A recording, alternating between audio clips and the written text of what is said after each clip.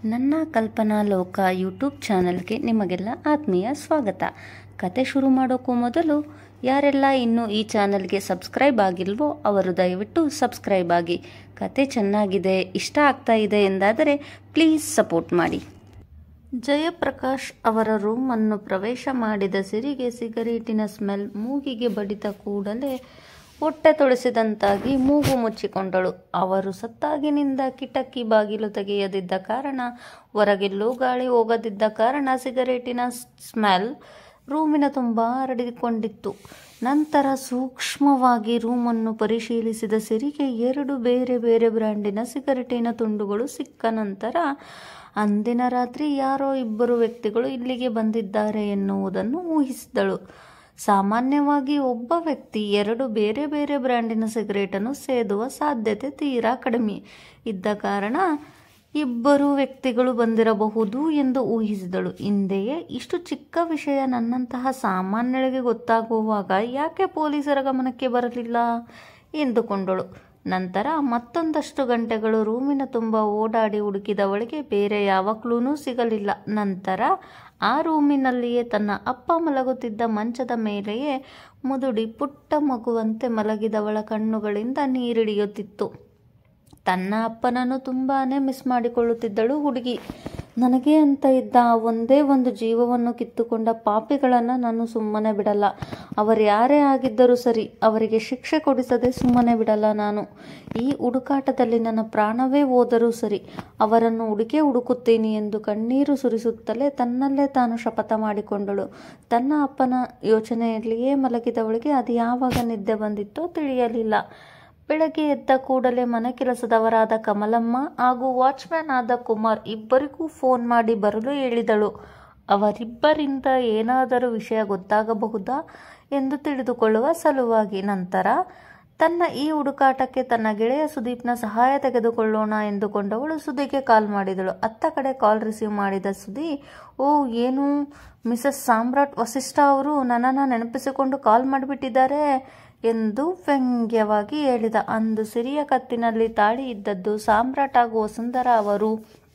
ಅವಳು ಪ್ರಜ್ಞೆ ತಪ್ಪಿ ಬಿದ್ದಾಗ ಅವಳನ್ನು ಕೇರ್ ಮಾಡುತ್ತಿದ್ದುದು ಹಾಗೂ ಹಿಂದೊಮ್ಮೆ ಸಾಮ್ರಾಟ್ ತನ್ನ ಹೆಂಡತಿಯ ಹೆಸರು ಸಿರಿ ಎಂದು ಮೀಡಿಯಾದ ಮುಂದೆ ಅನೌನ್ಸ್ ಮಾಡಿದ್ದು ಹಾಗೂ ಸಾಮ್ರಾಟ್ ವೈಫನ್ನು ಹುಡುಕೋಕೆ ಹೋಗೋಣ ಬಾ ಅಂತ ಸಿರಿಯನ್ನು ಕರೆದಾಗಲೆಲ್ಲ ಏನಾದರೊಂದು ಹೇಳಿ ಅವನನ್ನು ತಡೆಯುತ್ತಿದ್ದುದು, ಇವೆಲ್ಲವನ್ನು ಸೇರಿಸಿ ಯೋಚಿಸಿದ ಸುದಿಗೆ ತನ್ನ ಗೆಳತಿ ಸಿರಿಯೇ ಸಾಮ್ರಾಟ್ನ ಸೀಕ್ರೆಟ್ ವೈಫ್ ಅನ್ನೋದು ಕನ್ಫರ್ಮ್ ಆಗಿತ್ತು. ಜೊತೆಗೆ ಇಷ್ಟು ದೊಡ್ಡ ವಿಷಯವನ್ನು ತನ್ನಿಂದಲೇ ಮುಚ್ಚಿಟ್ಟಿದ್ದ ಸಿರಿಯ ಮೇಲೆ ಕೋಪ ಸಹ ಬಂದಿತ್ತು. ಹಾಗಾಗಿ ಹೀಗೆ ಮಾತನಾಡುತ್ತಿದ್ದ ಸುದೀಪ್.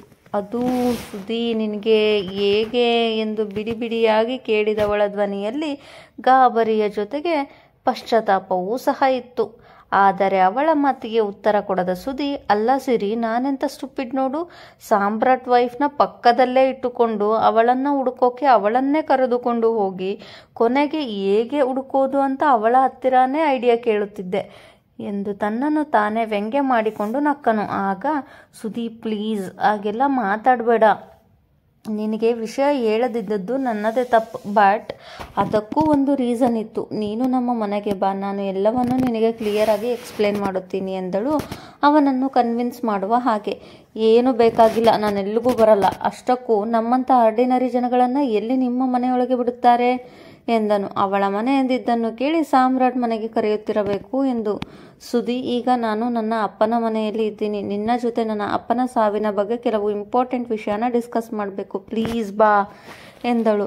ಅವಳು ತನ್ನ ಅಪ್ಪನ ವಿಷಯ ಎತ್ತಿದಾಗ ಸ್ವಲ್ಪ ತಣ್ಣಗಾದವನು ಸರಿ ಬರ್ತೀನಿ ಎಂದು ಹೇಳಿ ಕಾಲ್ ಕಟ್ ಮಾಡಿದನು. ಎಷ್ಟೇ ಆದರೂ ಅವಳು ಅವನ ಬೆಸ್ಟ್ ಫ್ರೆಂಡ್. ಅವಳ ಕಷ್ಟದಲ್ಲಿ ಇರೋದನ್ನು ನೋಡಿಕೊಂಡು ಸುಮ್ಮನೆ ಇರೋ ಅಂಥವನಲ್ಲ ಸುದಿ.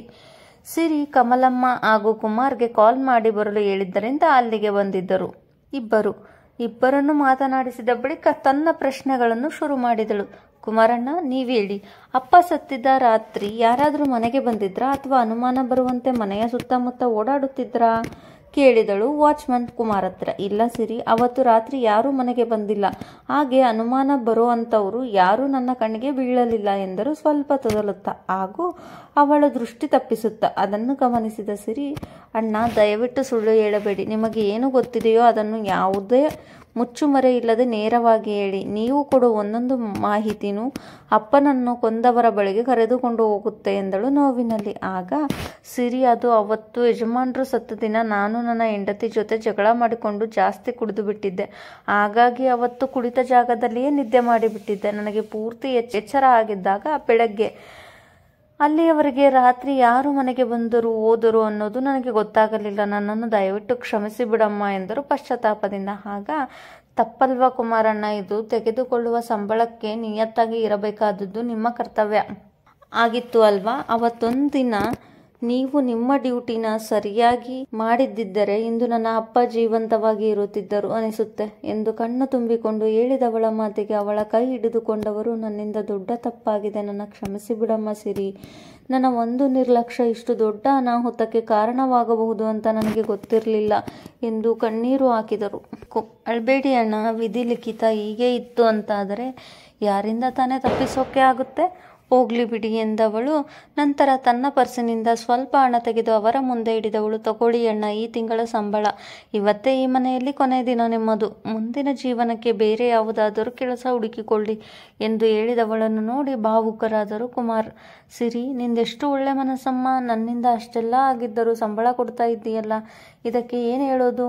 ಆ ದೇವರಿಗೆ ಕಣ್ಣಿಲ್ಲ. ನಿನ್ನಂಥ ಅಪರಂಜಿಯಂತಹ ಹೆಣ್ಣಿನ ಮನಸ್ಸನ್ನು ನೋಯಿಸಿದ ಆ ದೇವರಿಗೆ ನಿಜವಾಗ್ಲೂ ಕಣ್ಣಿಲ್ಲ ಎಂದು ಕಣ್ಣೀರು ತುಡಿದುಕೊಂಡರು. ನಂತರ ಅವರನ್ನು ಸಮಾಧಾನಿಸಿ ಅವರ ಸಂಬಳ ಕೊಟ್ಟು ಕಳುಹಿಸಿದಳು. ನಂತರ ಕಮಲಮ್ಮನವರ ಬಳಿ, ಕಮಲಮ್ಮ, ನೀವು ಹೇಳಿ, ನಾನು ಮದುವೆ ಆಗಿ ಹೋದ ಮೇಲೆ ಯಾವ ವ್ಯತ್ಯಾಸ ಆಯಿತು ಈ ಮನೆಯಲ್ಲಿ ಅನ್ನೋದನ್ನು ಎಂದು ಪ್ರಶ್ನಿಸಿದಳು. ಇಲ್ಲ ಸಿರಿ, ನೀನು ಹೋದ ಮೇಲೆ ನೀನು ಮನೆಯಲ್ಲಿಲ್ಲ ಅನ್ನೋ ವ್ಯತ್ಯಾಸ ಬಿಟ್ಟರೆ ಮತ್ಯಾವ ಬದಲಾವಣೆಯೂ ಆಗಿಲ್ಲ. ಯಜಮಾನರು ಮಾಡೋ ಪ್ರತಿ ಕೆಲಸದಲ್ಲೂ ಸಿರಿ ಇದ್ದಿದ್ದರೆ ಹಾಗೆ ಮಾಡುತ್ತಿದ್ದಳು, ಸಿರಿ ಇದ್ದಿದ್ದರೆ ಹೀಗೆ ಮಾಡುತ್ತಿದ್ದಳು ಅಂತ ದಿನದಲ್ಲಿ ಅದೆಷ್ಟು ಸಾರಿ ನಿನ್ನ ನೆನಪಿಸಿಕೊಳ್ಳೋರು ಗೊತ್ತಾ? ಒಟ್ಟಿನಲ್ಲಿ ನಿನ್ನ ತುಂಬ ಮಿಸ್ ಮಾಡಿಕೊಳ್ಳೋರು ಎಂದಾಗ, ಹೌದು ಕಮಲಮ್ಮ, ಫೋನ್ ಮಾಡಿದಾಗಲೆಲ್ಲ ಹಾಗೆ ಹೇಳೋರು ಎಂದವಳ ಬಳಿಕ, ಅದ್ಬಿಟ್ಟು ಇತ್ತೀಚೆಗೆ ಯಾರಾದರೂ ಮನೆಗೆ ಬಂದು ಅಪ್ಪನ ಜೊತೆ ಜಗಳ ಆಡೋದಾಗಲಿ ಅಥವಾ ಅಪ್ಪನೇ ಯಾರ ಮೇಲಾದರೂ ಕೋಪ ಮಾಡಿಕೊಂಡಿರೋದು ಏನಾದರೂ ಇತ್ತಾ? ಫೋನ್ನಲ್ಲಿ ಮಾತನಾಡುವಾಗ ಏನಾದರೂ ಕೇಳಿಸಿಕೊಂಡಿದ್ದೀರಾ ಕೇಳಿದಳು.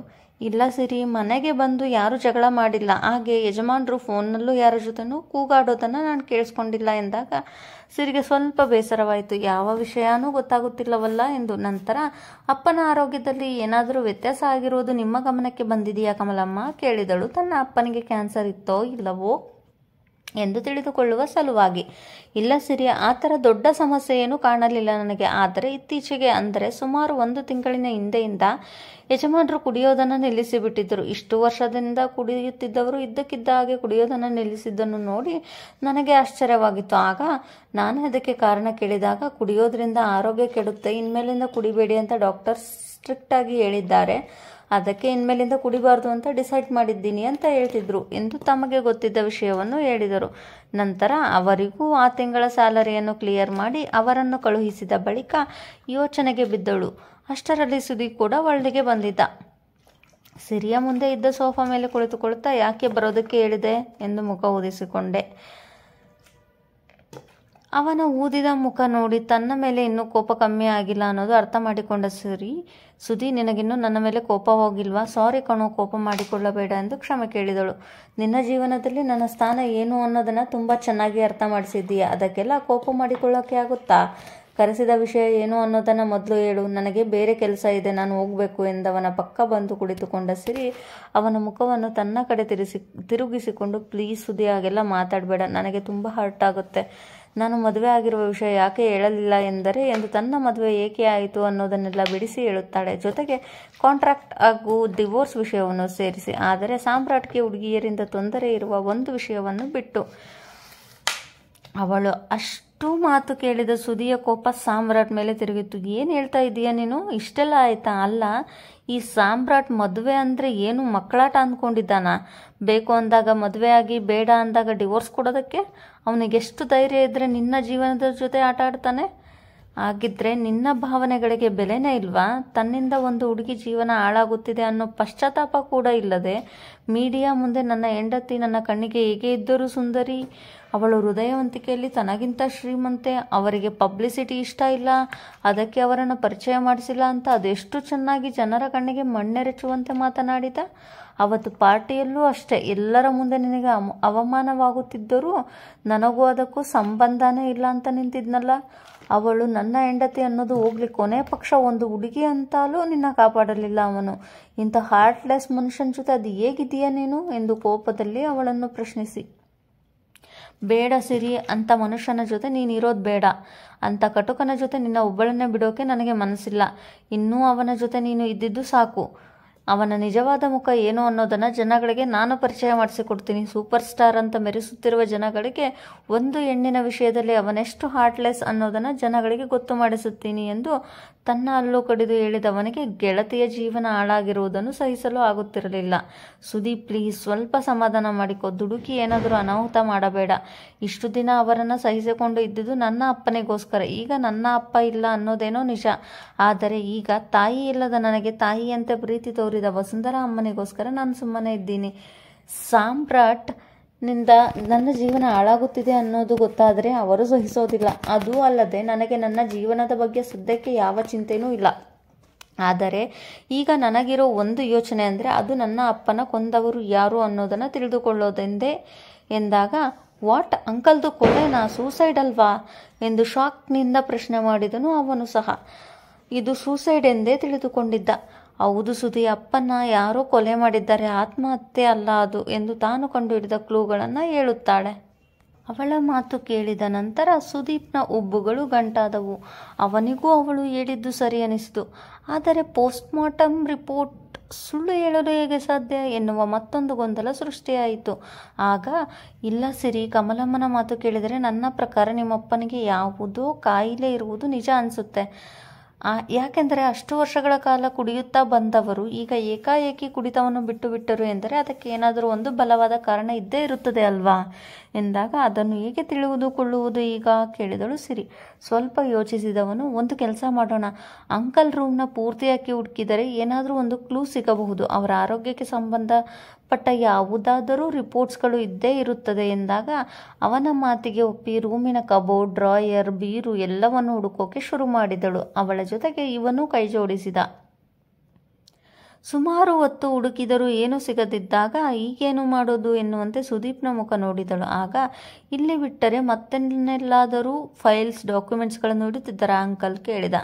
ಆಗ ನೆನಪು ಮಾಡಿಕೊಂಡವಳು, ಹೌದು, ಸ್ಟಡಿ ರೂಮ್ನಲ್ಲಿ ಅವರ ಕೆಲಸಕ್ಕೆ ಸಂಬಂಧಪಟ್ಟ ವಸ್ತುಗಳು ಇರುತ್ತಿದ್ದವು ಎಂದಾಗ, ಸರಿ ಬಾ, ಅಲ್ಲೂ ಒಂದು ಬಾರಿ ಹೋಗಿ ಹುಡುಕೋಣ ಎಂದು ಪಕ್ಕದ ರೂಮಿಗೆ ಹೋದರು.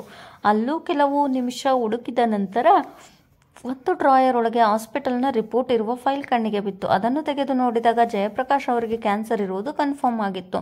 ಆ ರಿಪೋರ್ಟ್ ಪ್ರಕಾರ ಕ್ಯಾನ್ಸರ್ ರೋಗ ಲಕ್ಷಣಗಳು ಆಗತಾನೆ ಕಾಣಿಸಿಕೊಳ್ಳುತ್ತಿದೆ ಎಂದು ಬರೆಯಲಾಗಿತ್ತು. ಅದನ್ನು ಸುದಿ ಸಹ ನೋಡುತ್ತಾನೆ. ಆಗ, ಸುದಿ ಇದೇನಿದು, ಅಪ್ಪನಿಗೆ ನಿಜವಾಗ್ಲೂ ಕ್ಯಾನ್ಸರ್ ಇದೆ, ಆದರೆ ಫಸ್ಟ್ ಸ್ಟೇಜ್ನಲ್ಲಿ ಇರೋ ಕ್ಯಾನ್ಸರ್ನ ಯಾಕೆ ಲಾಸ್ಟ್ ಸ್ಟೇಜ್ ಅಂತ ಪೋಸ್ಟ್ಮಾರ್ಟಮ್ ರಿಪೋರ್ಟ್ನಲ್ಲಿ ಮೆನ್ಷನ್ ಆಗಿತ್ತು ಎಂದು ಗೊಂದಲದಿಂದ ಪ್ರಶ್ನಿಸಿದಳು. ಆಗ ಅದರ ಬಗ್ಗೆ ಸ್ವಲ್ಪ ಯೋಚಿಸಿದವನು, ಸಿರಿ, ನನ್ನ ಪ್ರಕಾರ ಹೇಳೋದಾದರೆ ಇದು ಪ್ರೀ ಪ್ಲಾನ್ ಮರ್ಡರ್. ಕೆಲವು ದಿನಗಳ ಹಿಂದೆ ಅಷ್ಟೇ ಅಂಕಲ್ಗೆ ಕ್ಯಾನ್ಸರ್ ಇರೋದು ಗೊತ್ತಾಗಿ ಅದನ್ನು ಕ್ಯೂರ್ ಮಾಡಿಕೊಳ್ಳೋಕೆ ಡ್ರಿಂಕ್ಸ್ ಮಾಡೋದನ್ನು ನಿಲ್ಲಿಸಿ ಡಾಕ್ಟರ್ ಹತ್ತಿರ ಟ್ರೀಟ್ಮೆಂಟ್ ತೆಗೆದುಕೊಳ್ಳುತ್ತಿದ್ದರು ಅನಿಸುತ್ತೆ. ಇನ್ನು ಅಂದು ಅಂಕಲ್ನ ಕೊಲ್ಲಬೇಕು ಅಂತ ರಾತ್ರಿಯಲ್ಲಿ ಇಬ್ಬರು ವ್ಯಕ್ತಿಗಳು ಮನೆಗೆ ಬಂದಿದ್ದಾರೆ. ವಾಚ್ಮನ್ ಅಂಕಲ್ ಕುಡಿದು ಟೈಟಾಗಿ ಮಲಗಿರುವುದರಿಂದ ಮನೆಗೆ ಬಂದಿರೋ ಆ ಕೊಲೆಗಾರರ ಬಗ್ಗೆ ಅವರಿಗೆ ಗೊತ್ತಾಗಿಲ್ಲ. ಇನ್ನೂ ಒಳಗೆ ಬಂದ ಅಂಕಲ್ಗೆ ಕಂಠಪೂರ್ತಿ ಫೋರ್ಸ್ಫುಲಿ ಕುಡಿಸಿದ್ದಾರೆ, ಕುಡಿದು ಆತ್ಮಹತ್ಯೆ ಮಾಡಿಕೊಂಡಿದ್ದಾರೆ ಎಂದು ಬಿಂಬಿಸುವುದು ಅವರ ಪ್ಲಾನ್ ಆಗಿತ್ತು ಅನಿಸುತ್ತೆ. ಜೊತೆಗೆ ಇದು ಕೊಲೆ ಎಂದು ಪೊಲೀಸರಿಗೆ ಗೊತ್ತಾಗಿ ಬಿಟ್ಟರೆ ಎನ್ನುವ ಮುಂದಾಲೋಚನೆಯಲ್ಲಿ ಪೊಲೀಸರಿಗೆ ದುಡ್ಡು ಕೊಟ್ಟು ಕೇಸನ್ನು ಕ್ಲೋಸ್ ಮಾಡಿಸೋಕೆ ಹೇಳಿದ್ದಾರೆ. ಹಾಗಾಗಿ ಪೊಲೀಸರು ಇನ್ವೆಸ್ಟಿಗೇಷನ್ ಸರಿಯಾಗಿ ಮಾಡಿಲ್ಲ. ಇನ್ನು ಯಾರಿಗೂ ಡೌಟ್ ಬರಬಾರದು ಎಂದು ಬಾಡಿನ ಪೋಸ್ಟ್ ಮಾರ್ಟಮ್ ಮಾಡಿಸಿದ್ದಾರೆ. ಅದರಲ್ಲಿ ಅಂಕಲ್ಗೆ ಕ್ಯಾನ್ಸರ್ ಇರುವುದು ಗೊತ್ತಾಗಿ ಕ್ಯಾನ್ಸರ್ ಮೀರಿ ಹೋದ ಕಾರಣ ಆತ್ಮಹತ್ಯೆ ಮಾಡಿಕೊಂಡಿದ್ದಾರೆ ಎಂದು ರಿಪೋರ್ಟ್ ಅವರೇ ಬರೆಸಿ ಕೇಸ್ನ ಕ್ಲೋಸ್ ಮಾಡಿದ್ದಾರೆ ಎಂದು ಇರುವ ಅಷ್ಟೂ ಕ್ಲೂಗಳನ್ನು ಸೇರಿಸಿಕೊಂಡು ಹೇಳಿದ ಸುದೀಪ್ ಮಾತು ಕೇಳಿ ಸಿರಿಗೂ ಅದು ನಿಜ ಎನಿಸಿತು. ಹಾಗಿದ್ದರೆ ನನ್ನ ಅಪ್ಪನ ಸಾವಿನ ಹಿಂದೆ ದೊಡ್ಡ ಮರ್ಮವೇ ಅಡಗಿದೆ ಅನಿಸುತ್ತದೆ ಅಲ್ವಾ ಎಂದು ಕೇಳಿದವಳ ಮಾತಿಗೆ ಹೌದು ಎನ್ನುವಂತೆ ತಲೆಯಾಡಿಸಿದ್ದ ಸುದೀಪ್.